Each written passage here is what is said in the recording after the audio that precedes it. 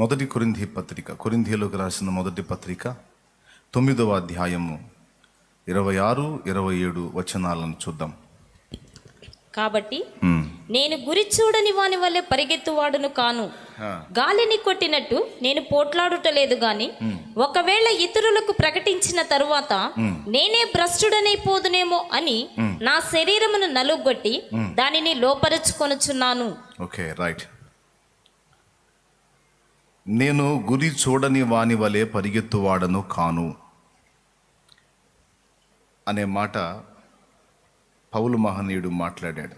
రెండవది, గాలిని కొట్టినట్టు నేను పోట్లాడుట లేదు. రెండు విషయాలు. ఒకటి, నా పరుగు గురిలేనిది కాదు. రెండు, నేను గాలితో కొట్లాడినట్టు కొట్లాడట్లేదు అన్నాడు. ఈ మాటల్లో నుండి పరిశుద్ధాత్మ దేవుడు మనందరినీ దర్శించి మనతో మాట్లాడునుగాక. పౌలు మహనీయుడు తన జీవిత విధానాన్ని మనం ఆరంభం నుండి చివరి దాకా గమనిస్తే, ఇప్పుడు అన్న చెప్పినట్లు చాలా అద్భుతంగా మనకు కనిపిస్తుంది.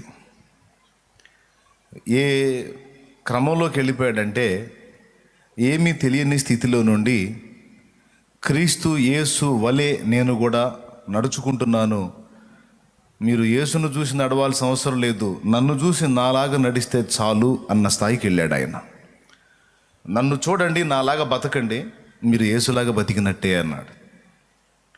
నేను క్రీస్తును పోలి నడుచుకొనుచున్న ప్రకారం మీరు నన్ను పోలి నడుచుకోండి అంటే ఆ మాటకు అర్థం అదే. అంటే ఆయన దేవుని చేత పట్టబడి దేవుని మార్గంలోకి వచ్చినప్పుడు ఒక గురి లేని వ్యక్తిగా ఆయన లేడు, కానీ తన జీవితానికి ఒక గురిని, ఒక గమ్యాన్ని, ఒక లక్ష్యాన్ని ఏర్పరచుకున్నాడు. దాన్ని చేరడానికి తుది శ్వాస విడిచేంత వరకు పోరాడాడు, పెనుగులాడాడు. మన జీవితాల్లో కొన్ని జీవితాలు గురి గమ్యం లేనివిగా ఉంటాయి. ఏ గురి లేని బ్రతుకు ఎటుపోయి పడిద్దో కూడా తెలియదు. ఒక సామాన్య విశ్వాస అయినా, ఒక దైవజనుడైనా, ఒక దైవజనురాలైనా ఒక గురిని ఏర్పరచుకొనుట అనేది ఒక ముఖ్యమైన సంగతి అయి ఉన్నది. ఎందుకంటే ఒక ఎయిమ్ పెట్టుకుంటేనే దాన్ని రీచ్ అవ్వడానికి మనం అహర్నిశలు శ్రమించి మన దృష్టి వేరే వాటి వైపుకు మళ్ళకుండా దాని మీదనే పెట్టడానికి అవకాశం దొరికిద్ది. ఎప్పుడైతే గురి అనే దాన్ని కలిగి మనం ఉండమో, ఇక అన్నీ మనల్ని లాగుతూనే ఉంటాయి. ఏదో ఒక లక్ష్యాన్ని మనం ఏర్పరచుకున్నట్లయితే దాని ధ్యాసలో ఎన్ని ఆకర్షించినా వాటిని పట్టించుకోకుండా మనం అనుకున్న దాన్ని సాధించడానికి అదే ధ్యాసలో మనం పరిగెత్తుతూ ఉంటాం. అందుకు చెప్తుంది. ఇందాక దైవజనుని ఉపదేశంలో దేవుడు ఒక పాఠాన్ని పురుషులకు నేర్పాడు. సేవలో పురుషుడి పాత్ర ఎంతుందో స్త్రీ పాత్ర అంతకంటే ఇంకొంచెం ఎక్కువే అని నేను గుర్తించాను. ఒక సంఘ నిర్మాణంలో, ఒక దైవ సేవా విధానంలో పురుషుడి పాత్ర ఎంతుందో స్త్రీ పాత్ర అంతకంటే ఎక్కువే ఉందని నేను గుర్తించాను నా పరిశోధనలో. అన్న పురుషులకు చెప్పాడు, నేను అనుకున్న స్త్రీల వైపు కూడా తిరిగితే బాగుండని, ఇంకా నాకు చాకిరి ఉండదని. కానీ ఆ పార్ట్ దేవుడు నాకు అప్పచెప్పాడు. దేవునికి స్తోత్రం కలుగునుగాక. ఎందుకో చెప్తా. విశ్వాసులతో వ్యవహరించే విషయంలో పురుషుడు స్త్రీలతో అంత సమీపంగా వ్యవహరించడం క్షేమకరం కాదు. ఎక్కువ అవకాశం కూడా ఉండదు. పురుషుడుగా ఉన్న దైవజనుడు సాటి పురుషులతో ఎక్కువ వ్యవహరించగలుగుతాడు, కానీ స్త్రీలతో ఎక్కువ వ్యవహరించలేడు. స్త్రీలతో వ్యవహరించాలంటే స్త్రీకి సౌకర్యవంతంగా ఉంటుంది. మీరు ఏ సంఘంలోనన్నా చూడండి, పురుషుల సంఖ్య ఎక్కువ ఉంటుందా, స్త్రీల సంఖ్య ఎక్కువ ఉంటుందా? నాకు తెలిసి స్త్రీలు ఒక 70 మంది ఉంటే పురుషులు 30 మంది ఉంటారు. ఒక 1000 మంది సంఘంలో స్త్రీలు ఒక 700 మంది ఉంటే పురుషులు ఒక 300 మంది ఉంటారు. కనీసం 2 నుండి 3 వంతులు స్త్రీలే ఎక్కువ ఉంటారు. కాబట్టి సంఘంలో ఎక్కువగా త్వరితగతిన చేర్చబడేటువంటి వాళ్ళు స్త్రీలైనప్పుడు మరి వాళ్ళతో వ్యవహరించడానికి స్త్రీకి ఎంతో సౌకర్యం కదా. అప్పుడు ఎక్కువ సంఖ్య ఎవరిది? స్త్రీలది. స్త్రీలదైనప్పుడు మరి ఎక్కువ పాత్ర ఎవరు వహించాల్సి ఉంటుంది? ఖచ్చితంగా స్త్రీనే. దైవజనునికి సహధర్మచారిణిగా తను ఉండాల్సినటువంటి హద్దులలో ఉంటూ దైవజనునికి చేయాల్సినటువంటి మర్యాద చేస్తూ, ఆయన ఆత్మీయ తండ్రి అయితే మందకి ఆమె ఆత్మీయ తల్లిగా తన వంతు సేవ జరిగించాల్సిన నైతిక బాధ్యత స్త్రీకి ఉంది. మెజారిటీ స్త్రీలే కాబట్టి ఇప్పుడు పురుషుడి మాదిరి కన్నా కూడా స్త్రీలకి స్త్రీ మాదిరి ఎక్కువ. ఒక దైవ జనురాలి యొక్క సమస్త ప్రవర్తన పరిశోధించబడుతుంది. ఆమె మాట, ఆమె వ్యవహారం. ఒకవేళ వివాహం లేకుండా ఒంటరిగా ఉన్న సేవకుడైతే భార్యగా కాకపోయినా అక్కగానో, చెల్లిగానో, తల్లిగానో, పిన్నిగానో, వదినగానో ఏదో ఒక కోణంలో ఒక స్త్రీ సపోర్ట్ అనేది తప్పనిసరిగా ఆయనకు ఉండాలి. ఎందుకంటే సంఘ నిర్మాణంలో ఖచ్చితంగా స్త్రీ పాత్ర ఉంది. దైవజన్ లేసన్న గారు ఆయన వివాహం చేసుకోలేదు, మరి భార్య లేదు, ఒంటరి పురుషుడు గొప్ప సేవ చేశాడు. కానీ మీకు తెలుసా, ఆయనకి భార్య రూపంలో స్త్రీ సపోర్ట్ లేదు, కానీ చెల్లెలి రూపంలో స్త్రీ సపోర్ట్ ఉంది. మేరక్క అంటారు, అందరికీ తెలుసు. హల్లెలూయా ప్రభు యేసుకే సదాకాలం పాడేదను. ఈమె ఆయన చెల్లి. వివాహం చేసుకోలేదు కనుక భార్య లేదు, కానీ ఆయన సేవ ఊపందుకునే టైంలో ఈమె ఎంటర్ అయింది. నేను విన్న విషయాలు, నాకు వాళ్ళతో మాట్లాడిన అనుభవాలు, పరిచయాలు లేకపోయినా భక్తుల యొక్క ప్రయాస, వారి పరిచర్య విధానం నేను వెళ్ళి దర్శించి వాళ్ళని ఎరిగిన వాళ్ళని అడిగడిగి తెలుసుకొని ఆసక్తిగా వింటాను, హృదయంలో భద్రపరుచుకుంటాను. ఆయన బయటకు వెళ్ళి పరిచర్య చేస్తే చర్చి దగ్గరుండి సమస్త విషయాలు చక్కబెట్టినటువంటి వ్యక్తి మేరక్క గారని ఎంతోమంది చెప్పగా విన్నా.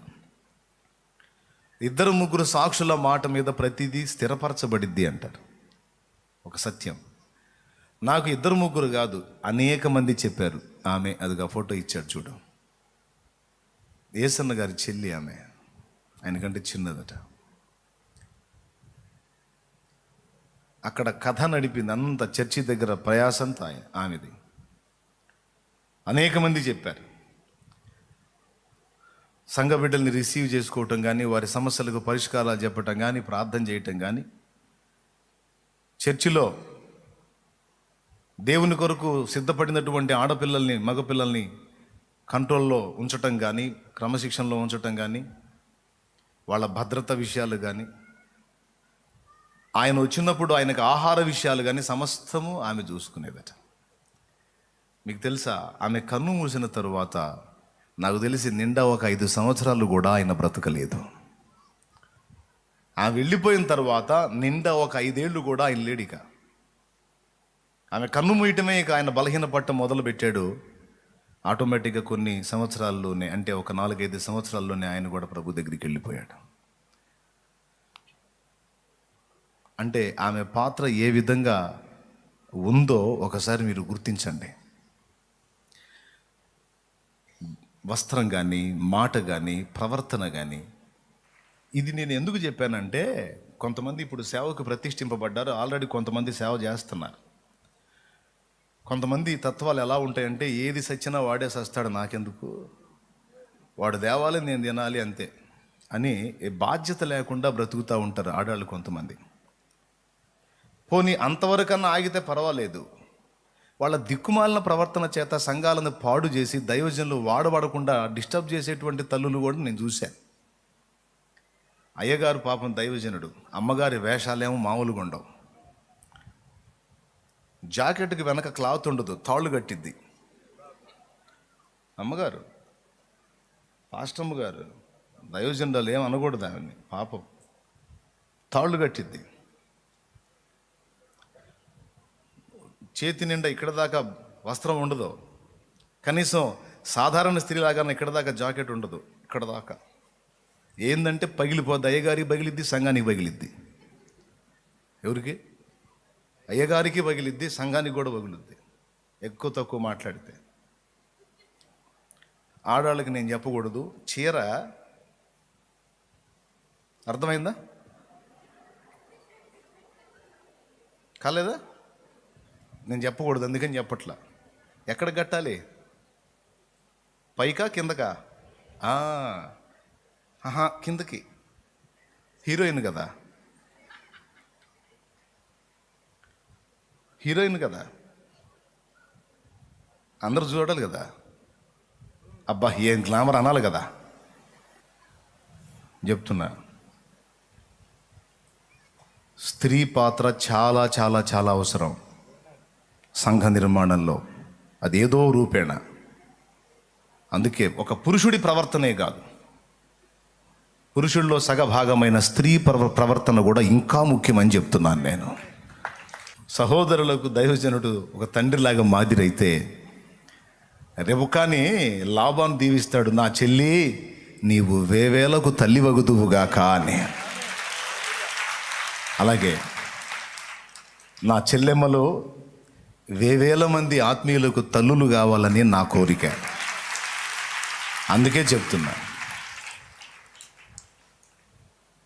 3 విషయాలు గుర్తుపెట్టుకోవాలి.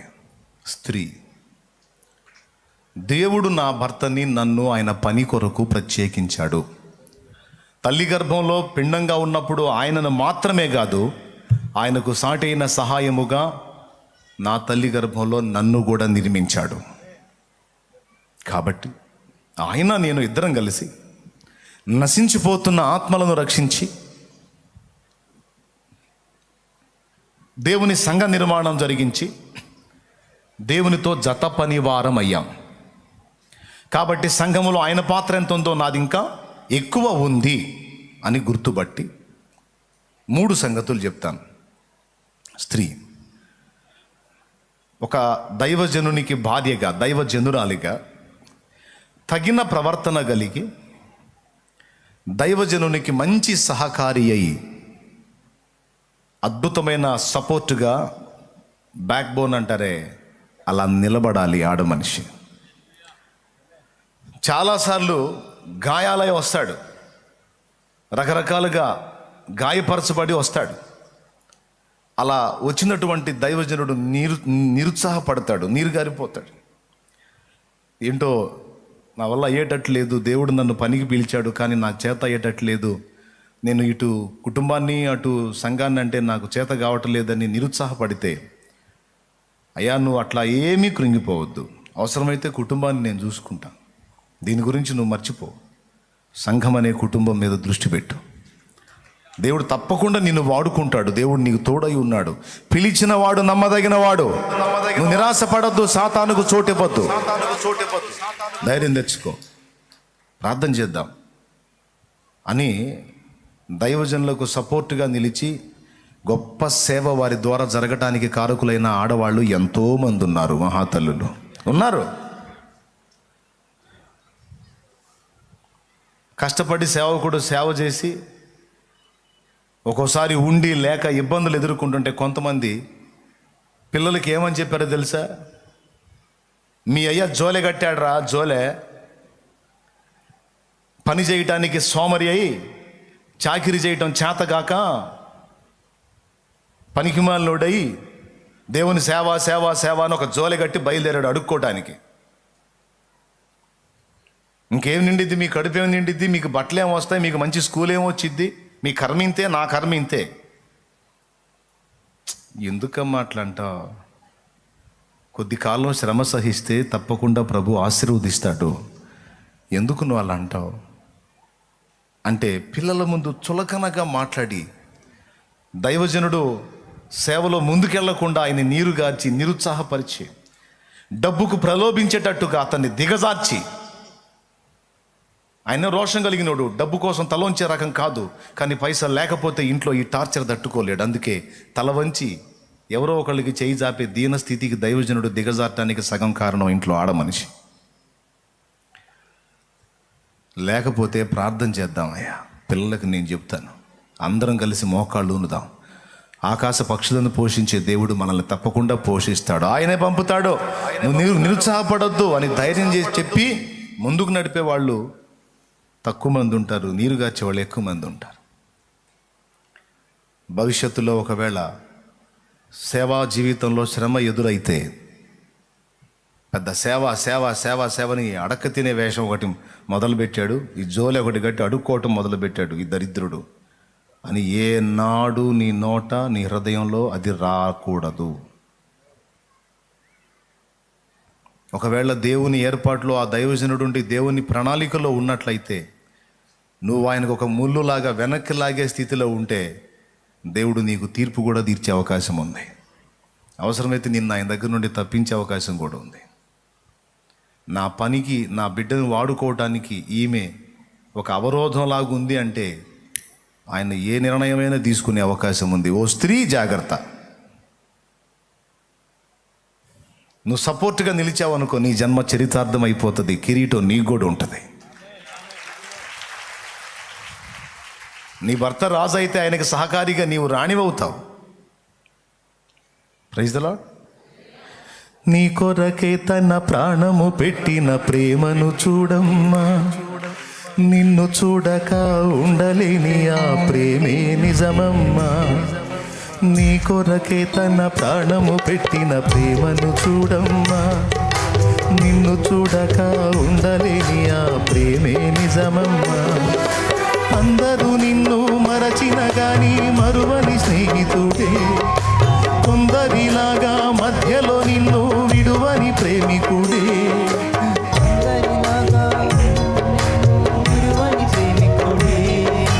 కొందరిలాగా మధ్యలో నిన్ను విడువని ప్రేమికుడే. రక్తము పోసి ప్రేమ లేఖనికు రాసిన నీ ప్రియుడే, రక్షణనిచ్చి రాణిగా చేసి యేసురాజు గనుడే. కళ్ళ ఎరుగని తెల్ల పావురమపై పైకెగిరావా, కఠినమైన ఈ లోకపు పోకడ కానక ఉన్నావా. కళ్ళ ఎరుగని తెల్ల పావురమపై పైకెగిరావా, కఠినమైన ఈ లోకపు పోకడ కానక ఉన్నావా. అయ్యో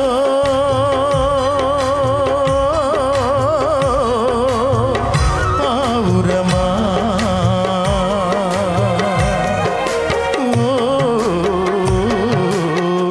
పావురమా, కళ్ళ ఎరుగని తెల్ల పావురమపై పైకెగిరావా, కఠినమైన ఈ లోకపు పోకడ కానక ఉన్నావా. Praise the lord. పురుషుణ్ణి రాజుగా చేసే దేవుడు నిన్ను రాణిగా చేయడు, తప్పకుండా చేస్తాడు. కాబట్టి 3 విషయాలు అన్నాను. మొట్టమొదటిది భర్త ఎదుట అన్ని విషయాల్లో జాగరూకత కలిగి ఆయన ఆదరించి, ధైర్యపరిచి, ప్రోత్సహించి దేవునితో ఆయన ఫ్రీగా గడపడానికి అనువైన రీతిని భార్య సహకరించాలి. సేవా జీవితంలో కొన్నిసార్లు ఆకలి దప్పులు ఎదురైతే ఓపికతో సహించాలి, తిరుగుబాటు చేయకూడదు. ఇతరుల ముందు కానీ కన్నబిడ్డల ముందు కానీ భర్తని చులకనగా మాట్లాడకూడదు. అర్థమైందా? పిల్లల ముందు తేలిక చేసి మాట్లాడితే సమాజం ఆయన్ని సేవకుడిగా గౌరవించవచ్చు, పిల్లలు లేదు. చివరికి ఏమవుతారో తెలుసా, ఎట్టవుతారో తెలుసా? ఏలీ కొడుకులు అలా అయిపోవడానికి కారణం ఏలీ అని నేను అనుకోను, కానీ ఏలీ భార్య ఎంత దరిద్రపు పెంపకం పెంచితే. ఎందుకంటే తల్లి ప్రథమ గురువు అంటారు కదా. ఎంత దరిద్రపు పెంపకం పెంచితే ఆ పిల్లలు అంత దౌర్భాగ్యులుగా తయారయ్యారు, ఆ 2 పిల్లలు. అంటే మొదట ఏలీకి కానీ దేవునికి కానీ ఏలీ భార్య భయపడలేదు కనుక పిల్లలకు ఆ భయం రాలేదు. ఆమె భయపడ్డట్టయితే దేవునికి భయపడ్డట్టయితే భర్తకు భయపడేది, భర్తకు భయపడితే పిల్లలు కూడా తండ్రి పట్ల దేవుని పట్ల భయం వచ్చేది. ఈ రెండు లేవు గనుకనే ఏలీ కుమారులు యెహోవాను ఎరగని దుర్మార్గులై అనుంది. దీనికి కారణం ఓన్లీ ఏలీయేనా? ఒకవేళ ఏలీకి నష్టం కలిగితే ఆ ఒక్కడిదేనా? భార్యది కూడా. అందుకే చెప్తున్నా, భార్య పాత్ర ఉంది. పిల్లల ముందు తోలనాడకూడదు భర్తని, ముఖ్యంగా సేవకుడినే కాదు, విశ్వాస అయినా సరే నీ భర్తని నీ బిడ్డల ముందు ఎప్పుడు తోలనాడొద్దు. ఒకవేళ ఆయన ఏదైనా తోలనాడి నిన్నన్నా, పెద్దవాడు భర్త యజమానుడు కనుక తగ్గించుకో. ఏంటమ్మా నాన్న నిన్ను అట్లా అంటాడు అంటే, పెద్దవాడు ఆయన, కోపం వచ్చింది, ఏదో తప్పు చేశాను అంటాడు. నన్ను అరిసినా ఆదరించినా ఆయనే కదా.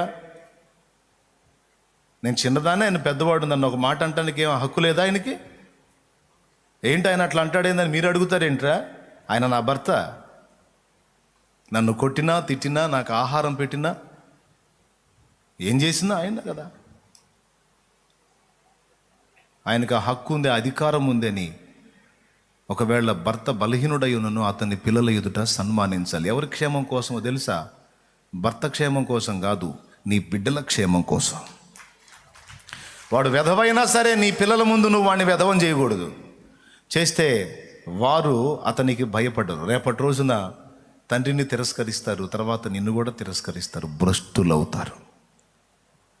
కొంతమంది ఎంత చులకనగా మాట్లాడతారో భర్తని పిల్లల ముందు, అది మంచిది కాదు. దైవజనుడు కూడా భార్య విషయంలో జాగ్రత్తగానే ఉండాలి. తోలనాడకూడదు, తొందరపడి చులకనగా మాట్లాడకూడదు, జాగ్రత్త. కాబట్టి స్త్రీ పాత్ర మొదటిది. రెండవది, సంఘానికి మాదిరి చూపే విషయంలో ప్రవర్తన. స్త్రీ కూడా వస్త్రం దగ్గర నుండి మాట దాకా ప్రతి విషయంలో చాలా జాగ్రత్తగా మసులుకోవాలి. 10 మంది పురుషులు అంటే 10 తలగుడ్డలు ఒక దగ్గర చేరినా కొట్లాట ఉండదు, కానీ 4 కొప్పులు ఒక దగ్గర చేరి అంటే కొట్టుకు చేస్తారని లోకంలో సామెత ఉంది. అంటే లేడీస్ యొక్క సైకాలజీ ఎలా ఉంటుందంటే, 10 మంది అవసరంలా, 3-4 ఉంటే చాలు. ఆ 3-4 ఎవరో ఒకళ్ళు అగ్గిపుల్ల బ్యాచ్ ఉంటారు ఆడాళ్ళల్లో అని పెద్దోళ్ళు చెప్పారు. నాకేం తెలుసు, నేనన్నాను అనుకున్నారు, పెద్దోళ్ళు కల్పించిన సామెత ఇది. 10 తలగుడ్డలు ఒక దగ్గర చేరినా కొట్లాట ఉండదు, కానీ 4 కొప్పులు ఒక దగ్గర చేరిన అంటే కొట్టుకు చేస్తారని పెద్దోళ్ళు చెప్పారు. ఈ ఆడవాళ్ళు సంఘానికి వచ్చే స్త్రీలను జాగ్రత్తగా వాళ్ళని ట్రైనప్ చేయగలిగితే, వాళ్ళకి మంచి మాదిరిచ్చి, వాళ్ళని ప్రోత్సహించి, వాళ్ళని సిద్ధపరచగలిగితే, వీరు సమాజంలోకి వెళ్ళి ఎన్నో ఆత్మల్ని గెలుచుకురాగలుగుతారు. ఆడపిల్లలు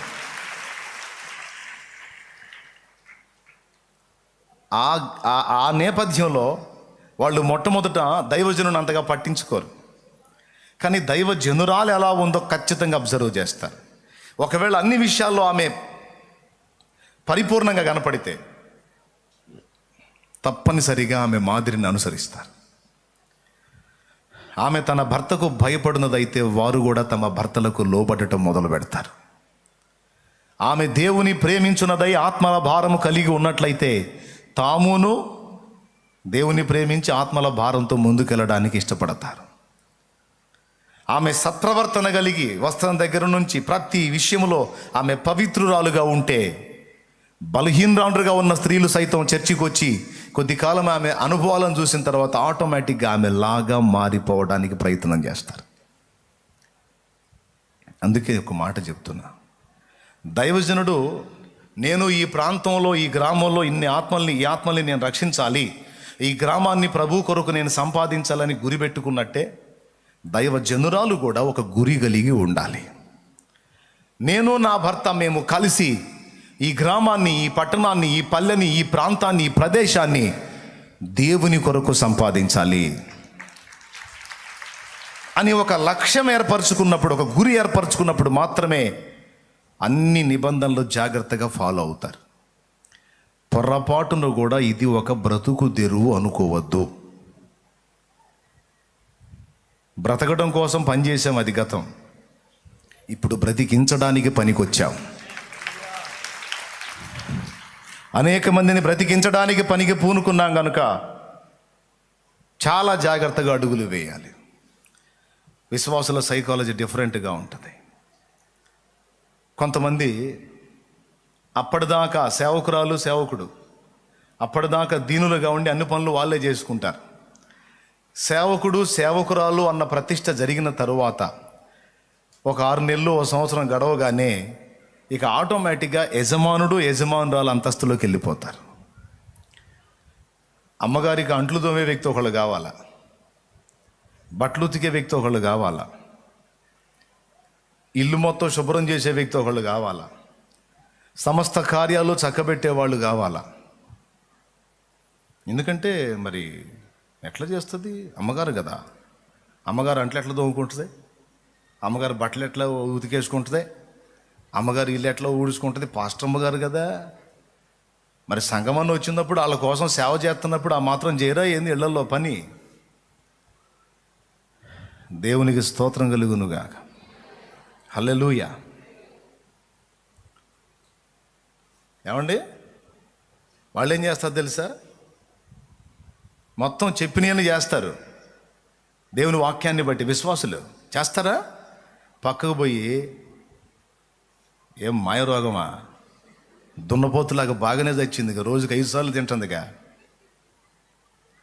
అసలు ఏమేమి దైవజనులు పనికి మాలింది పాపిష్టిది అని చండాలంగా అనుకుంటారు. అమ్మగారికి అది తెలీదు. అమ్మగారేమో మెయింటైన్ చేస్తూ ఉంటుంది. వీడు దుర్మార్గుడు తిడుతున్నాడు అనుకోవద్దు. అట్లా ఎచ్చులు పడే వాళ్ళందరికీ తగలాలని చెబుతున్నాను నేను. దేవునికి స్తోత్రం. నువ్వు అమ్మగారు అయితే నీకేం కొమ్ములు రాలా, నువ్వు అయ్యగారు అయితే నీకేం ఇంకొకటి కాల. వాళ్ళేదో ప్రేమతో నీ చేతికి వాళ్ళ చేయి అందిస్తే అందివ్వనివ్వు, స్తోత్రం. నువ్వు శుభ్రం చేసుకుంటున్నావు, పాత్రలు కడుక్కుంటున్నావు, అమ్మా నేను కూడా కడుగుతానమ్మా 2 పాత్రలు అంటే, కానీ అమ్మ దాన్నే ఉంది, స్తోత్రం. అసలు నువ్వు లేమ్మా అంటే, కాదులేమ్మా, కాదులే అమ్మా, నా పని నేను చేసుకొని అమ్మా, నా వస్త్రాలు నేను ఉతుక్కొని అమ్మా. నువ్వే చేసుకోవాలి. నేను ఒక విశ్వాసి అన్న మాట నాకు గుర్తుంది. 2 సేవకుల దగ్గరికి ఈ విశ్వాసి 2 సందర్భాల్లో వెళ్ళటం జరిగింది. కొద్ది కాలం ఒక సేవకుడి దగ్గర, కొద్ది కాలం ఒక సేవకుడి దగ్గర ఉండటం జరిగింది. ఒక సేవకుడి దగ్గర కొద్ది కాలం ఉండి తర్వాత మరో సేవకుడి దగ్గర కొద్ది కాలం ఉన్న తర్వాత ఆ వ్యక్తి వచ్చి నాకు చెప్పిన, ఆ వ్యక్తి ఇచ్చిన సాక్ష్యం నాకు తెలిసింది ఏందో తెలుసా? ఇక్కడికి వెళ్ళినప్పుడు మా చేత అన్ని రకాల పనులు పాస్టమ్మ గారు చేయించారు, పాస్టర్ గారు చేయించారు. ఫలానా దగ్గరికి వెళితే అక్కడ మేము ఉన్నన్ని రోజులు మేము టీ తాగిన కప్పు కూడా మమ్మల్ని తీయనీయలేదు, వాళ్ళే తీశారు అని చెప్పారు. ఇప్పుడు దీన్ని బట్టి మీరు ఆలోచించండి. మనుష్య కుమారుడు పరిచారము చేయించుకున్నటకు రాలేదు కానీ పరిచారము చేయుటకు, అరే అంతటి వాడే పరిచారం చేయటానికి వచ్చానని చెబితే మరి మనం ఎందుకు వచ్చాం? విశ్వాసుల చేత ఊడిగం చేపించడానికి వచ్చామా మనం సేవకి? పనికి మళ్ళీ పనులన్నీ చేపించడానికి వచ్చామా? ఇవన్నీ సంఘం ముందు ఎందుకని ఆ సేవకుల కోటంలో చెబితే బాగుండు కదా అంటారేమో. ఏవో మీరు కూడా భవిష్యత్తులో చాలామంది సేవకులు అవుతారు, పాస్టర్లు అవుతారు. ఆ విశ్వాసంతోనే చెబుతున్నా, పాస్టర్లు అవుతారు. అందుకని ముందే ఒక డోస్ ఇస్తున్నా. ఆల్రెడీ ఉన్నవాళ్ళు ఉన్నారు కదా, ఇప్పటికే అందరూ బుద్ధి తెచ్చుకుంటారు, జాగ్రత్తగా మసలుకుంటారని చెప్తున్నా. నీ ప్రతి వేషాన్ని, ప్రతి ప్రవర్తనని మనం పెట్టే ఆహారంతో సహా, విశ్వాసికి పెట్టే ఆహారంతో సహా ఎక్స్రే అవుతుంది. సద్దన్నం ఉంటే నువ్వే తిను, ఆత్మీయ బిడ్డ వచ్చినప్పుడు అవసరమైతే ఉడుకన్నం పెట్టు. పొర్రపాటున నువ్వు కానీ సద్దన్నం పెట్టావా, అవుట్. మరి సాక్ష్యం అంటే ఏంటి? సమస్త ప్రవర్తన పరీక్షింపబడిద్ది. పద్దాకలు చూడరు, 1, 2, 3 సార్లు అబ్జర్వ్ చేస్తారు. తిరుగులేదు అనుకుంటే ఇక నీకు లోబడతారు, విధేయులైపోతారు. ఒక తల్లి చూడాలా, అమ్మని చూడాలా. ఆమె మాకు అమ్మయ్య, వయసులో మాకంటే చిన్నదైనా మాకు అమ్మ. నోరు జారదో, చెయ్యి జారదో, తప్పుడు ప్రవర్తన లేదు, ఎంతవరకు మాట్లాడాలో అంతవరకే మాట్లాడింది. సమాజంలో జీవించే విషయంలో మాదిరి, ప్రేమ చూపుటలో మాదిరి, పరిశుద్ధతలో మాదిరి, అంతేకాదు భక్తిలో కూడా మాదిరి. విశ్వాసుల్ని కూర్చోబెట్టుకుని విశ్వాసుల ముందు సుబ్బాయి వాళ్ళ ఇంట ఏందంట, ఏంది నిన్నేంది జనం ఉన్నారు, ఏంది సుబ్బాయమ్మ సంగతి, వెంకాయమ్మ సంగతి నీకెందుకు? బిడ్డలు దొరికారా, మోకాళ్ళు వేయించు, ప్రార్థన చేయించు, కాసేపు దేవుడితో గడిపేటట్టు చెయ్యి, వాక్యం చదివించు. ఆ కొంపల ముచ్చటి ఈ కొంపల ముచ్చటి నీకెందుకు? నువ్వు సేవకురాలివి కదా. దైవజనుడు, దైవజనురాలు. ఎందుకంటే ఈ జాగ్రత్తలు తీసుకుంటేనే చాలామంది అనుకుంటారు ఏముంది ఈ మామూలు విషయాలు అనుకుంటారు. చాలా సీరియస్ మ్యాటర్ ఇది. పెద్ద పెద్ద పరిచర్యలు చేయగలిగిన సామర్థ్యం ఉన్న వాళ్ళు సైతం వికారులు అయిపోయింది ఇక్కడే. ఈ బ్యాలెన్స్ అర్థం కాక కొంతమంది ఉంటారు, లేడీస్ వద్దన్న వాగుతూనే ఉంటారు, వద్దన్న మాట్లాడుతూనే ఉంటారు. పాస్టమ్మకి అతివాగుడు కూడా డేంజరే, అసలు మాట్లాడకపోయినా డేంజరే. దేవునికి స్తోత్రం. కాబట్టి అతిగా మాట్లాడటం చేయకూడదు, అలాగని అసలు మాట్లాడకుండా ఉండకూడదు. పలకరించాలి, బాగున్నారా అనాలి, ఇంటికి వచ్చిన వ్యక్తికి ఆతిథ్యం చేయాలి తప్పనిసరిగా. పురుషుడు లేనప్పుడు,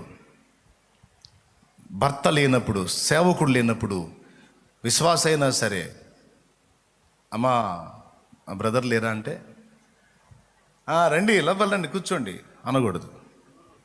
లేడు, ఏదో పని మీద వెళ్ళారు, సేవకు వెళ్ళారు, ఫలానా టైంకి వస్తారు నాయన, ఏదన్నా విషయం ఉంటే చెప్పండి అన్నలేరు అంటే అక్కడే నిలబడి నేను అన్నకు చెప్తానని చెప్పుకొని పోతాడు, లేకపోతే చెప్తాడు.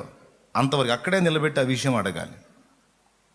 కాస్త నీళ్ళు ఇవ్వాలన్నా కూడా అక్కడే నిలబెట్టింది. ఎందుకంటే భర్త లేనప్పుడు పరపురుషుణ్ణి ఇంట రానియకూడదు. సేవ అయినా సరే సాక్ష్యానికి మచ్చొచ్చే అవకాశం ఉంది. ఇది సేవకురాలు గుర్తుపెట్టుకోవాలి. అలాగే ఆటోమేటిక్గా సంఘం కొంచెం విస్తరించడం మొదలుపెట్టిన తర్వాత ఈ ప్రాబ్లమ్స్ అన్నీ ఎంటర్ అవుతాయి. కాబట్టి అందరూ ఈ విషయాల్లో సేవ చేసేవాళ్ళు, ముఖ్యంగా పురుషులు, స్త్రీలు, కొంచెం ఏజ్ మారితే ఇబ్బంది లేదు, కానీ కాస్త చిన్న ప్రాయములో ఉన్నవాళ్ళు మరీ జాగ్రత్తగా ఉండాలి. యవ్వన ప్రాయములో దేవుని పని చేసేవాళ్ళు ఏమంటే ఐబ్రోసులు చేయించి ఏంది స్కిన్ లైట్ అంట, స్కిన్ లైట్ అంట, అది పూసుకుంటే ఏందో నల్లటోళ్ళు కూడా ఎర్రగొస్తున్నారు. స్కిన్ లైట్లు పూసి, ఐబ్రోసులు చేసి, ఫేషియల్లు చేసి, పిల్లకలు రకరకాలుగా వేసి, ఈ లేకి వ్యవహారం అంతా దైవజనులకు, దైవజనురాలకు తగదు. చీదర వ్యవహారాలు చేయకూడదు. నేను చెప్తున్నా, నువ్వు జస్ట్ స్కిన్ లైట్ పూస్తే విశ్వాసులు చేయాల్సిందని చేస్తారు. నువ్వు జస్ట్ ఐబ్రోసులు లావుగా ఉన్నాయి, కొంచెం నొసలు తగ్గిద్దాం అని కొంచెం అందరు చేయించుకుంటారు, నేను కూడా చేయించుకుంటాను, లేకపోతే సత్యకాలప సత్యం అనుకుంటారని అందరిలో కలవాలని నువ్వు మళ్ళీ కొంచెం అట్ట తీపిచ్చావు అనుకో, కొంచెం ఒక సైడ్లు కట్ చేసావు అనుకో, విశ్వాసులు అసలు దారాలు వేసుకొని వస్తారు. శాలేమన్నా ఓపెన్ హార్ట్, ఏం ముసుగు ఉండదు, ఉన్నది ఉన్నట్టు చెప్తాను. నీ సోకి ఎవడికి కావాలి? నీ భక్తి కావాలి, నీ మాదిరి కావాలి. త్రోవ తప్పి చెడిపోతున్న సమాజాన్ని త్రోవలో పెట్టడానికి దేవుడు మనల్ని పిలిచాడు, కానీ దరిద్రపు మాదిరి మనం చూపించి వాళ్ళని త్రోవ తప్పించే దిక్కుమాల పరిస్థితికి తీసుకెళ్ళడానికి పిలవాలా? అంటే జాగ్రత్త. మనం నీతి మాటలు ఎన్నో చెబుతాం చక్కగా చిలక పలుకుల్లాగా, ఆ మాటలకు తగ్గ అవతారం కూడా మన దగ్గర ఉండాలి. దేవునికి స్తోత్రం. ఒకసారి కలర్ఫుల్ డ్రెస్ వేసుకుని కూర్చున్నా, అసలు ఎట్లా ఉంటుంది రియాక్షన్ అని. వెంటనే ఒక తమ్ముడు ఆనందరావు వచ్చాడా, అన్నా నేను తట్టుకోలేకపోతున్నా అన్నాడు. నేనేం ఫీల్ కాల. అంటే నా వస్త్రంతో ఆయనకి ఎందుకు? నా బోధ. అంటే బోధ చేసేవాడు తన ప్రవర్తన, తన వస్త్రం, తన మాట తీరు, వ్యవహార శైలి ప్రతిదీ అవతల వాడు అబ్జర్వ్ చేస్తాడు. ఒకవేళ నేను క్రమంగా కనపడితే ఆటోమేటిక్గా తను కూడా ఫాలో అవుతాడు. తప్పనిసరి పరిస్థితుల్లో కొన్నిసార్లు మఫ్టీ డ్రెస్ వేసుకొని తిరుగుతున్నా. ఎక్కువ శాతం నాకు ఇష్టం. అంటే ఇవి వేసుకుంటేనే మంచోడని కాదు. వైట్ అండ్ వైట్ వేసుకున్న ముసుగు దొంగలు కూడా ఉన్నారు, కాదని నేను అనట్లే. కలర్ వేసుకున్న పరిశుద్ధులు కూడా ఉన్నారు. కానీ ఏదైనా అతి సర్వత్రా వర్జయేత్, డాబు దర్పంగా కనపడటం, గొప్పగా అతిశయంగా కనపడటం, కాస్ట్లీ మెయింటెనెన్స్ చేయటం, అఫీషియాలిటీ, సాధారణ కింది స్థాయి విశ్వాసులకు నువ్వు అందని స్థితిలో కనపడతావు. జాగ్రత్త. ఓకే లేడీస్, ఎందుకంటే మీ పాత్ర చాలా ఉందమ్మా సంఘ నిర్మాణంలో. మొదటిది భర్త ఎదుట, రెండవది సంఘం ఎదుట, మూడవది దేవుని ఎదుట. ఫస్ట్ది భర్త ఎదుట, పిల్లల ఎదుట, రెండవది ఆత్మీయ బిడ్డల ఎదుట, మూడవది దేవుని ఎదుట. దేవుని ఎదుటికి వెళ్ళి దేవునితో, భర్త ఎలాగైతే దేవునితో కనెక్ట్ అయ్యాడో భార్య కూడా కనెక్ట్ కావాలి, దేవునితో సంబంధం ఏర్పరచుకోవాలి. భర్త ఏర్పరచుకున్నట్టు భార్య దేవునితో సంబంధం ఏర్పరచుకోలేదా దెయ్యం పట్టిద్ది. మళ్ళీ చెప్తా స్పష్టంగా, దైవజనుడు దేవునితో సంబంధం ఏర్పరచుకొని కొనసాగుతున్నట్లే దైవజనురాలు కూడా దేవునితో సంబంధం ఏర్పరచుకుంటేనే పని ముందుకెళ్ళిద్ది. గొప్ప ఉద్యమాన్ని వాళ్ళు చూస్తారు, సమాజాన్ని కూడా ఉద్యమంలోకి నడిపించగలుగుతారు. భర్త మాత్రమే కనెక్ట్ అయి భార్య దేవునితో అనుసంధానం కాలేదా ఇక దయ్యంతో అనుసంధానం అయితే. సత్క్రియ చేయని ఎడల వాకిట పాపం పొంచి ఉండును అని ఉంది. అందుకే చెప్తున్నా, భర్త కంటే కూడా భార్య ఎక్కువగా దేవునితో సంబంధం ఏర్పరచుకోవాలి. భర్త నిరాశపడ్డ భార్య నిరాశపడకూడదు. ఎందుకంటే తెర మీదకి వెళ్ళి కష్టపడుతుంది తను కాబట్టి కొన్నిసార్లు కృంగిపాటు గురవుతాడు. భార్య ఏం కాదు, దేవుడు మనకున్నాడు, నేను ప్రార్థన చేస్తా, నేను దేవునితో పెనుగులాడతాను, దేవుడు మనల్ని వాడుకుంటాడు, ధైర్యంగా ఉండయ్యా. ప్రతి విషయంలో మోషే పాత్ర తీసుకోవాలి. కత్తి చేతబట్టి యుద్ధరంగంలో యుద్ధం చేసే యెహోషువ భర్త అయితే కొండ మీదికి ఎక్కి దేవుని కర్ర చేతబట్టుకొని చేతులు పైకెత్తి జయము కలుగున్నట్లు దేవుణ్ణి కదిలించినటువంటి మోషే స్థానం ఈనాడు భార్యకి ఇవ్వబడింది. తన బిడ్డలకు జీవితంలో జయమైన, తన భర్తకు జీవితంలో జయమైన, ఆత్మీయ జీవితంలో, భౌతిక జీవితంలో ఈ జయాలన్నీ కూడా స్త్రీ మోషే పాత్ర వహించి చేతులు ఎత్తుట ద్వారా సాధించగలదు. వీళ్ళు కొట్టట్లా సరిగా, వాళ్ళకి అర్థమైపోయింది లేదా? బాగానే ఉందా? అటుది ఇంకొంచెం గట్టిగా కూటమైపోతుంది ఇంకా సంతోషంగా వహించాలి. కొంతమంది తల్లుల్ని చూశాను నేను, భర్తలకు అసలు మారు మనసే లేదు, కానీ భార్యలు మారారు. అమ్మ ఎంతమందిని ప్రభావితం చేశారో. వాళ్ళ ఉపదేశం, వాళ్ళ ప్రార్థన, వాళ్ళ సాక్ష్యం, వాళ్ళ ప్రేమ ఎంతమంది జీవితాలు కట్టారో స్త్రీలే.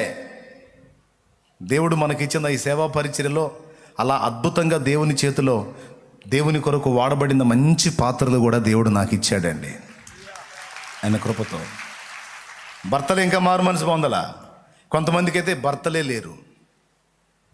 దేవుడే సమస్తం అనుకొని, ప్రభు చిత్తము నెరవేర్చుటయ్యే నా జీవిత లక్ష్యం అనుకొని వందలాది ఆత్మలను ప్రభు చెంతకు నడిపించే పనిలో రాత్రింబగళ్ళు కష్టపడ్డ నీతిమంతురాండ్రైనటువంటి స్త్రీలను దేవుడు నాకు అనుగ్రహించాడు.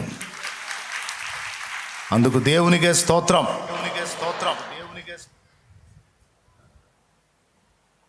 కాబట్టి ఒక గురి, ఆయన ఎలాగ కలిగి ఉన్నాడో ఆమె కూడా గురి ఏర్పరచుకొని ఆ ఫలం వచ్చేంత వరకు కష్టపడాలి. ఓ బజార్లో నువ్వు ఉన్నావు, ఆ బజార్లో ప్రజలు రక్షింపబడాలి, గురి. ఒక గ్రామంలో నువ్వు ఉన్నావు, ఆ గ్రామంలో ఉద్యోగం తేవాలి, అక్కడ అన్ని జనులు రక్షింపబడాలి, ఒక గురి. ఓ పట్టణంలో నువ్వు ఉన్నావు, ఆ పట్టణంలో ఆత్మలు కదిలించబడాలి, రక్షణలోకి రావాలి, ఒక గురి. భౌతిక జీవితంలోనైనా ఆత్మీయ జీవితంలోనైనా గురిని ఏర్పరచుకొనుట అనేది మర్చిపోకూడని అంశం. నేను యేసుప్రభుని క్రొత్తగా నమ్ముకున్నప్పుడు ఈ 2 మాటలు వినండి, నేను ప్రార్థన చేస్తా. సంతోషంగా స్తోత్రం చెప్పండి. యేసుప్రభుని తొలుత నేను గుర్తించినప్పుడు ఆయన నన్ను దర్శించాడు, నేను ఆయన దగ్గరికి వెళ్ళాను, ఆయనతో సహజీవనం మొదలుపెట్టాను. అప్పుడు నా గురి ఏంటో తెలుసా? నా ఫ్యామిలీ దాదాపు పతన స్టేజీకి వెళ్ళిపోయింది. ఏ స్థాయికి వెళ్ళిపోయిందంటే పడవ పూర్తిగా అన్ని చిల్లులు అయిపోయి నీళ్లు పైకల్లా వచ్చి ఇక మునిగిపోయే స్టేజీకి వెళ్ళిపోయింది నా ఫ్యామిలీ పడవ. పురుగు మందు డబ్బా తీసుకొని రా, అందరం తాగి చద్దాం అనే పరిస్థితికి వచ్చిందంటే ఊహించు. ఆర్థికంగాను, శారీరకంగాను, మానసికంగాను ఘోరమైన వ్యధకు గురై చచ్చిపోవాలని ఆలోచన చేసుకొని,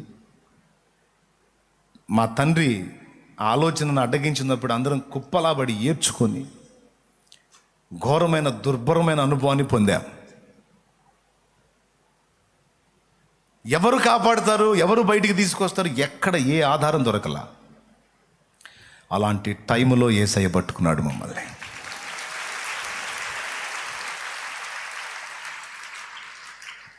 యేసయ్యను గుర్తించిన తర్వాత ఒక గురిని ఏర్పరచుకున్నాను నేను దేవుడి కృపలో.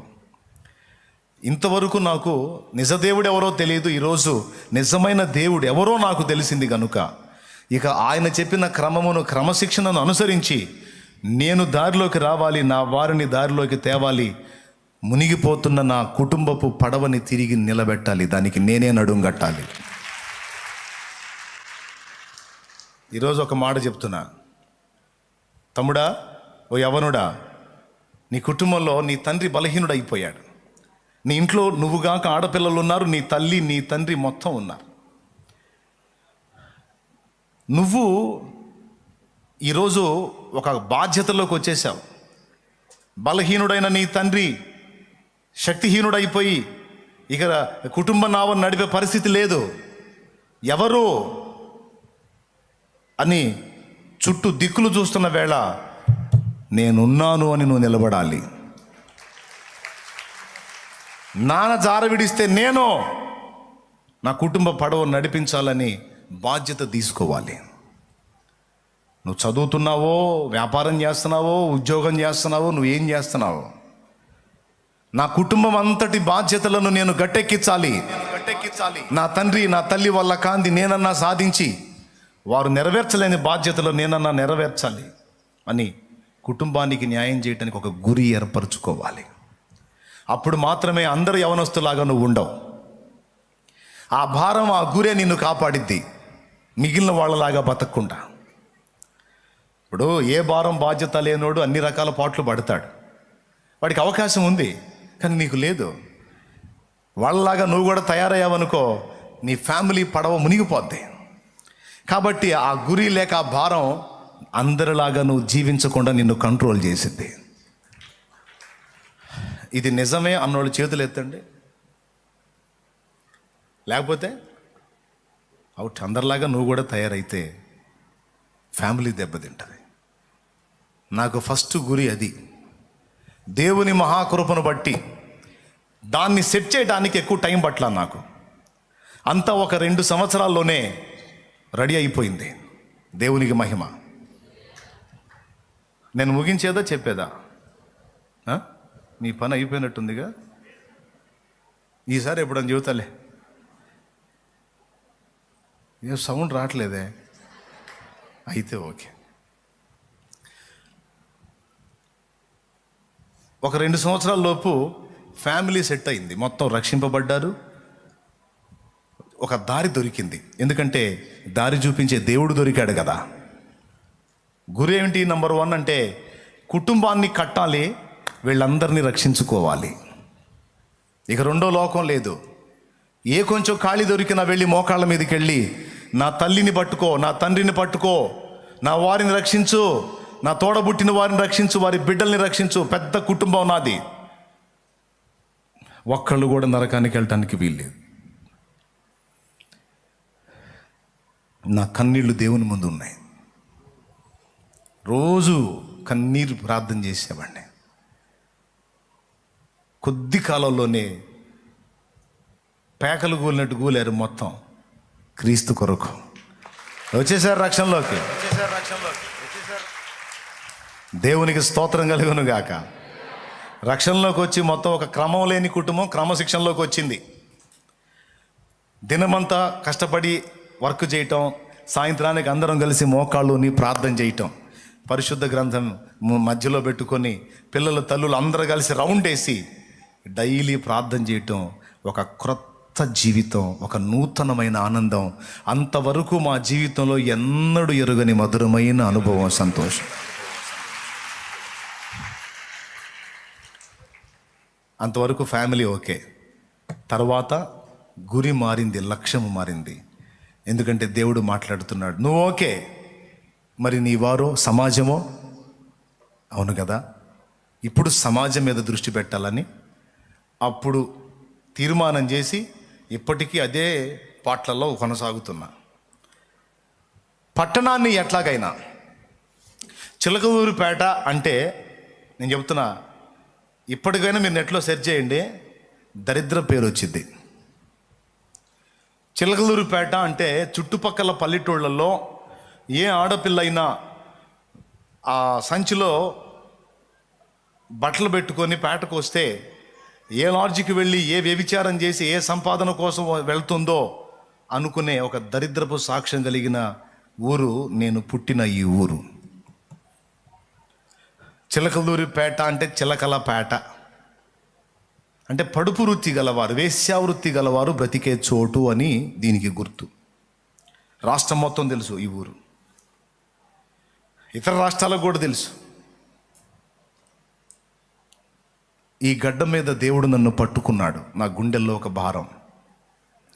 ఈ పట్టణానికి ఉన్న దరిద్రగొట్టు పేరు తొలగిపోవాలి. ఈ పట్టణంలో ఉన్నటువంటి ప్రజలు రక్షణలోనికి రావాలి. చుట్టుపక్కల ఉన్న ప్రాంతాలకు ఒక చెడు కార్యకలాపాలకు కేంద్రంగా వర్ధిల్లిన ఇదే పట్టణం రక్షణ నిలయంగా మారాలి. పాపం చేయటానికి చిలకలూరిపేటకి వెళదామా పాపం చేయటానికి అనుకునే మనుషులు పాపాలు కడిగేసుకోవటానికి వెళదామా, పరిశుద్ధ పరచబడడానికి వెళదామా, శుద్ధీకరణ పొందడానికి వెళదామా అనుకోవాలి. అలాంటి ఉజ్జీవాన్ని ఇక్కడ చూడాలి. భక్తుల పుస్తకాలు చదివాను. చార్లెస్ జీ ఫిన్నీ దినాలు, డిఎల్ మూడీ దినాలు, డేవిడ్ బ్రైనార్డ్ దినాలు, విలియం కేరీ దినాలు, డేవిడ్ లివింగ్స్టన్ దినాలు. దేవా ఏం రాశారు తెలుసా? వారి దినములు ఆయా ప్రాంతాలను దేవుడు దర్శించిన దినములు అని రాశారు. నేను కన్ను మూసేలోపు నా దినములు కూడా నీవు నా పట్టణాన్ని దర్శించిన దినములు కావాలి. నేను కన్ను మూసేలోపు నా దినములు కూడా దేవుడు ఆ పట్టణాన్ని, ఆ ప్రాంతాన్ని దర్శించిన దినములు అతని దినములు అనాలి. అలాంటి జీవితమే నాకు ఇవ్వు, లేకపోతే నా ప్రాణం తీసుకో. నాకొద్దు. నేను రాష్ట్రాన్ని అడగట్లా, దేశాన్ని అడగట్లా, వేరే నేను పుట్టిన ఈ గడ్డను నాకేమని అడుగుతున్నా, ఈ పట్టణాన్ని గదిలించమని అడుగుతున్నా, దీనికున్న శాపగ్రస్తమైన పేరు తీసేమని అడుగుతున్నా. ఇది న్యాయమైందైతే, యుక్తమైందైతే నువ్వు ఆమోదించు. ఇది నెరవేరన్నప్పుడు నాకు ఈ బ్రతుకే వద్దు తండ్రి. దానికోసం నేను ఎంత వెల చెల్లించాలో అంత వెల నేను చెల్లించున్నట్లు నన్ను సిద్ధపరచు. దానికోసం నన్ను ఏమైనా చేయని పిచ్చి పట్టినట్టుగా దేవుని ముందు ఈ పట్టణాన్ని నాకిమ్ము, లేకపోతే నా ప్రాణం తీసుకో అని ప్రార్థన చేయటం మొదలుపెట్టా. దేవుడు నా ప్రార్థన తోసివేయలే. నేను ఉండగానే, సజీవుడిగా ఉండగానే, చార్లెస్ జీ ఫిన్నీ దినముల్లో త్రాగుబోతులు మారారు, దొంగలు మారారు, హంతకులు మారారు, ఇలాంటి వాళ్ళు మారారు, ఇలాంటి వాళ్ళు మారారు, ఇలాంటి వాళ్ళు మారారంటే ఎవరెవరు మారారు అనేది అండర్లైన్ చేసుకొని నువ్వు చార్లెస్ గ్రాండిన్సన్ ఫిన్నీకే దేవుడవా? నువ్వు షాలేం రాజు కూడా దేవుడవు. నేను ఎలా ఉండాలో నాకు చెప్పు, నేను ఉంటా. నేనేం చేయాలో నాకు చెప్పు, నేను చేస్తా. కానీ ఈ సాక్ష్యాలు నేను కూడా ఈ సేవా పరిచర్యలో వినాలి. అవి అవి అవి అన్నీ నాకు వినిపించాడు దేవుడు. భయంకరమైన నరహంతకులు రక్షింపబడ్డారు, దొంగతనాలే వృత్తిగా చేసుకునే వాళ్ళు రక్షింపబడ్డారు, ఘోరమైన విగ్రహారాధనలో ఉన్నవారు రక్షింపబడ్డారు, త్రాగుబోతులుగా, వ్యభిచారులుగా, వ్యసనపరులుగా ఉన్నవారు మారు మనసు పొంది రక్షణ పొందారు. ఏవన్ రౌడీ షీట్ ఓపెన్ అయినటువంటి రౌడీ షీటర్లు మారి బాప్తిస్మం పొందారు. మోకాళ్ళ మీద గంటలు నిలిచి ప్రార్థన చేసే ప్రార్థనా పరులయ్యారు. ఇజ్రాయెల్కు కూడా బాప్తిసం ఇచ్చాను. ఎన్ని రకాలు ఆ ఫిన్నీ దినములలో కనబడని వ్యక్తులు సైతం నా దినముల్లో వారికి నేను రక్షణలోకి నడిపించడానికి దేవుడు కృపనిచ్చాడు. అవన్నీ ఎంతమంది రక్షణలోకి వచ్చారు? స్టేషన్లో కానిస్టేబుల్స్గా ఉన్నవారు, పోలీస్ అధికారులుగా ఉన్నవారు రక్షణలోకి వచ్చారు. రాజకీయవేత్తలుగా ఉన్నవారు కొంతమంది రక్షణ నడిపించడానికి దేవుడు కృపనిచ్చాడు. కౌన్సిలర్లు, మీకు బళ్ళు ఇచ్చే వాళ్ళలో కొంతమంది కౌన్సిలర్స్ ఉన్నారు. వదిలేశారు, వాటిని వదిలేసి రక్షణలోకి వచ్చి మీకు ఉపచారం చేసే పరిచారకులు అయ్యారు.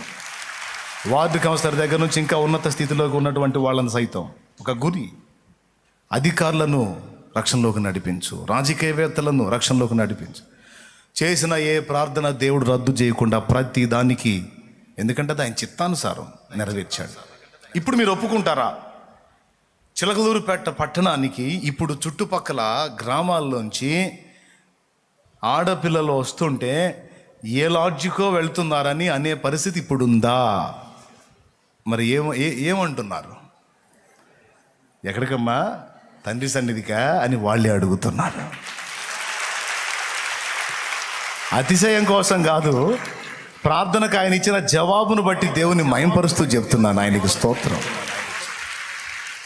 ఒక గురి సాల్మన్ అన్న దగ్గరికి ఎప్పుడన్నా పోనీ,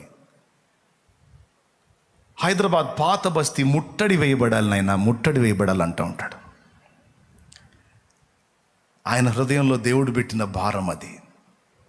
చిన్నగా అక్కడక్కడ కొన్ని ప్రదేశాల్లో కదిలిచ్చాడు. ఒక 5 స్థలాల్లోనా 4 స్థలాలలో చిన్నగా అక్కడ ఒక చిన్న గుంపు, అక్కడో చిన్న గుంపు, అక్కడో చిన్న గుంపు, అక్కడో చిన్న గుంపు. కొన్ని ప్రాంతాల్లో చిన్నగా కదలిక తీసుకొచ్చి కొంతమంది వ్యక్తుల్ని కదిలించడానికి దేవుడు ఆయన్ని వాడుకున్నాడు, ఇంకా వాడుకుంటాడు. అసలు ఆత్మలే సరిగా రక్షింపబడని ఈ ప్రదేశంలో ఉండి దైవ జనాంగం లేపబడాలి అని చెప్తూ ఉండేవాడు అప్పుడు. కానీ ఆశ్చర్య రీతిలో ఆయన ప్రక్కన కూర్చొని ఆయన మాటలు ఆయనతో పిచ్చాపాటి చాలాసేపు మాట్లాడుకునేవాడిని. ఆయన ఏమన్నా అనుకొని నాకు కావాల్సిన సరుకంతా నేను తీసుకోవాలి, ఆయన అల్లాడిచ్చేవాడిని. పాపం బండి అక్కడ పెట్టుకుంటాడు, హెల్మెట్ సంఖలో పెట్టుకుంటాడు, వచ్చి కూర్చుంటాడు, బ్రదర్ ప్రైజ్ అని వస్తాడు. ఇక బాగా నేను నా సోదంతా చెప్పి ఆయన నాకు సమాధానం చెప్పి అయిపోయిన తర్వాత, బ్రదర్ నా కోసం ఎదురు చూస్తున్నారు, ప్రైజ్ లాడు, ఇల్లు వస్తాను, మళ్ళీ కలుద్దాం, మనం ప్రైజ్ చేసుకోండి అని చిన్నగా నన్ను వదిలించుకొని వెళ్ళేవాడు. ఆశ్చర్యం ఏంటంటే అక్కడ కొన్ని సంవత్సరాల అనుభవాన్ని నేర్పి ఇక్కడికి తీసుకొచ్చి దేవుడు ఆయన పలికిన ఆ మాట నెరవేర్చాడు. కొంతమంది సేవకుల్ని లేపి పంపించాడు. ఊహించం మనం కొన్ని కార్యాలు. అంటే గురి, ఒక లక్ష్యం. చదువుకునే వాళ్ళు ఒక గురి, చదవాలి నేను దేవుని మహిమ కొరకు, సాధించాలి నేను దేవుని మహిమ కొరకు, సాధించాలి సమాజ క్షేమం కొరకు, సాధించాలి సమాజాన్ని వెలిగించడం కొరకు. లోక సంబంధమైన చదువుతో పాటు మహోన్నతుని విద్య కూడా చదువు, బైబిల్ చదువు. థామస్ ఆల్వా ఎడిసన్ బైబిల్ పిచ్చగా చదివినాడు. దేవుడు లోకమునకు వెలుగై ఉండెను, నేనెందుకు లోకానికి వెలుగు ఇవ్వకూడదు? ఆయన ఆధ్యాత్మిక వెలుగైతే నేను భౌతికమైన వెలుగునియాలని 1000 సార్లు పోరాడి 1000సారి బలుబును వెలిగించి మనందరికీ ఈరోజు వెలిగించాడు ఆయన. నువ్వు భౌతికంగానైనా ఆత్మీయంగానైనా నీకున్న గురి, నీకు ఇచ్చిన భారం, ఆత్మీయంగా అయితే శాశ్వతత్వం, భౌతికంగా అయితే కొంతకాలం. కానీ మనం 2 మేళ్ళు చేయాలి సమాజానికి. ఇప్పుడు మన కరోనా వచ్చింది, కొంతమందికి నాకు తెలిసిన వైద్యులు ఇచ్చిన మెడిసిన్ కూడా సప్లై చేశాను నేను. దేవుని దయ వల్ల చాలామంది బ్రతికారు, క్షేమంగా ఉన్నారు. ప్రభువుకు స్తోత్రం. No social service, only spiritual service అంటే కుదరదు. ఇది చేయాలి, అది చేయాలి. కాబట్టి నువ్వు ఎలా వాడబడతావు, నీ ఫ్యామిలీ విషయంలో నీకు గురి అర్థమవుతుందా? సీరియస్గా తీసుకుంటున్నారా? చెప్పండి సరిగా. ఈ టీవీని సీరియస్గా తీసుకో. ఎందుకంటే నువ్వు మనిషివే, నిన్ను కూడా దేవుడు ప్రియమార చేతులతో చేసుకున్నాడు. నువ్వు వేస్ట్ అనుకుంటే దేవుడు నిన్ను వేస్ట్గా త్రోసేయడు. నీ విషయంలో ప్లాన్ ఉంది దేవునికి, ప్రణాళిక ఉంది దేవునికి. దేవుడు నిన్ను ఘనంగానే ఎంచుతున్నాడు. కాబట్టి నా కుటుంబాన్ని నిలబెట్టాలి, నా సమాజాన్ని నిలబెట్టాలి, భౌతికంగా నిలబెట్టాలి, స్పిరిచువల్గా ఆత్మీయంగా కూడా నిలబెట్టాలి. దానికోసం అవసరమైతే కర్పూరంలా కొవ్వొత్తిలా నేను కరిగిపోయినా కరిగి వెల చెల్లించి వెలిగించాలి. అలాంటి తీర్మానం ఈరోజు సేవకు వచ్చారు. ఎంపిక చేసుకో, ప్రార్థన చేయి. ఒక ప్రాంతాన్ని దేవుడు సూచిస్తాడు, వెళ్ళు. డేవిడ్ బ్రైనార్డ్కి రెడ్ ఇండియన్లను చూపించాడు, వెళ్ళిపోయాడు. 15 మైళ్ళు గుర్రం మీద ప్రయాణం చేసి 2 రోజుల క్రితం చేసింది రొట్టె, సద్ది రొట్టె తిని కడుపు నింపుకొని నీళ్లు తాగి 5 నిండు సంవత్సరాలు సేవ చేసి కన్ను మూశాడు. ఒక దైవజనుడు అన్నాడు, ఒక దైవజనుడు నిండా తన జీవితకాలం మొత్తంలో చేయగలిగిన సేవ, పడాల్సినన్ని కష్టాలు డేవిడ్ బ్రైనార్డ్ ఈ 5 ఏళ్లలోనే అనుభవించాడు. అతడు సంపూర్ణుడయ్యాడు అన్నాడు. మరో దైవజనుడు, మరో విశ్వాసి, మరో దేవుని సంబంధి డేవిడ్ బ్రైనార్డ్ సమాధి ముందు నిలబడేమన్నాడో తెలుసా? కన్నీళ్లతో రోదిస్తూ, దేవా మా దినములలో కూడా ఇలాంటి వారిని లేపవా అన్నాడు. మా దినములలో కూడా ఇలాంటి వారిని లేపవా. నా బిడ్డ జీవించి దేవుని కొరకు బ్రతికి కన్ను మూసి నువ్వు సమాధి చేయబడిన తర్వాత అయినా సరే నీ సమాధి ముందు నిలబడి భక్తులు ఇలాంటి మాట అడగగలిగి ఉండాలి, దేవా మా దినములలో కూడా ఇలాంటి వారిని లేపవా అని. అలా అనిపించుకునే జీవితమే జీవించి దేవుని దగ్గరకు చేరాలి. గురి లేని బ్రతుకు తేడబడిద్దండి, విలువలేని జీవితమే.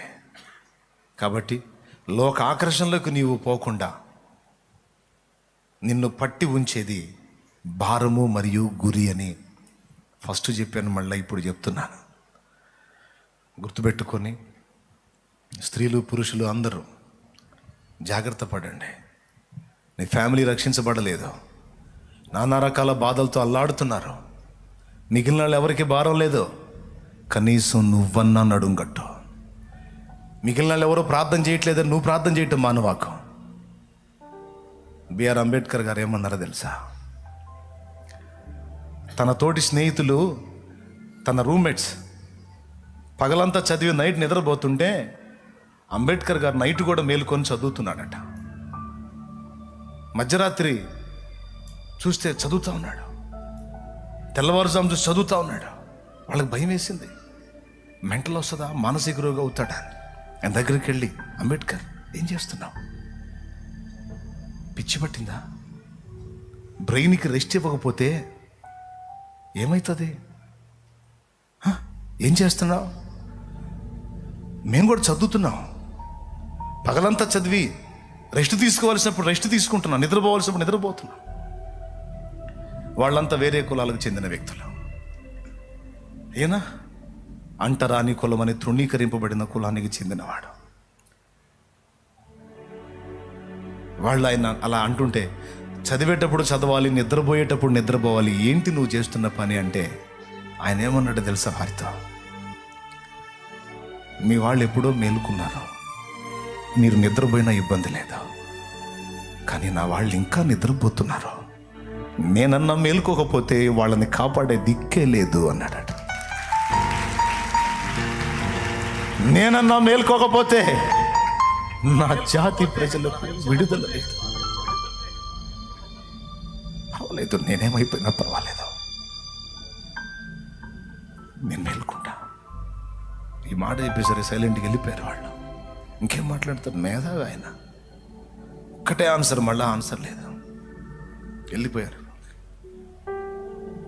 ప్రియులారా, ఒక సంఘ సంస్కర్త, సామాజికవేత్త, రాజ్యాంగ రచయిత అంబేద్కర్ మహనీయుడు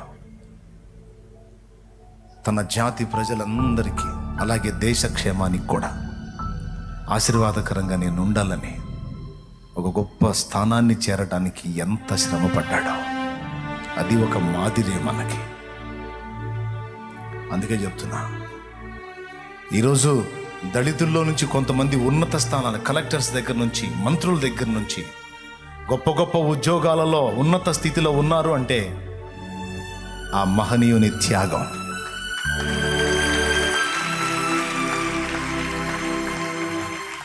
అవునండి, సమాజంలో తల ఎత్తుకొని గౌరవనీయంగా తిరిగి కొంతమంది దుర్మార్గుల దుశ్చర్యల ఆగడాలను తప్పించుకొని కాపాడబడగలుగుతున్నారంటే కనీసం నేనన్నా దీనికి పూనుకోవాలని ఒక వ్యక్తి కలిగి ఉన్న గురి సాధించిన విజయమే ఇంతమందికి క్షేమం.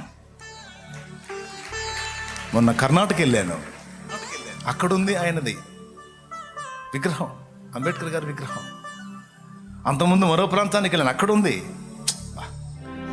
ధన్యచరితుడు అయ్యావు కదయ్యా అంబేద్కర్ మహనీయ అనుకున్నాను నేను. ఎందుకన్నా ఆయన గురించి నువ్వు, ఆయన క్రైస్తవుడు కాదు, బుద్ధిస్టు కదా అంటారేమో. ఆయన క్రైస్తవుడు అవునో కాదో రేపు అక్కడికి పోయినాక మీకు తెలిసిద్ది. అది ఎందుకు ఆయన వెల్లడి చేయలేదో మీకు తెలిసిద్ది. ఆయన ఎందుకు బుద్ధిజం తీసుకున్నాడో మేధావులకు అర్థమైద్ది. ఒక్కటైతే గట్టిగా చెప్తాను, అంబేద్కర్ మహనీయుడు బైబిల్ అనేక మార్లు చదివాడు.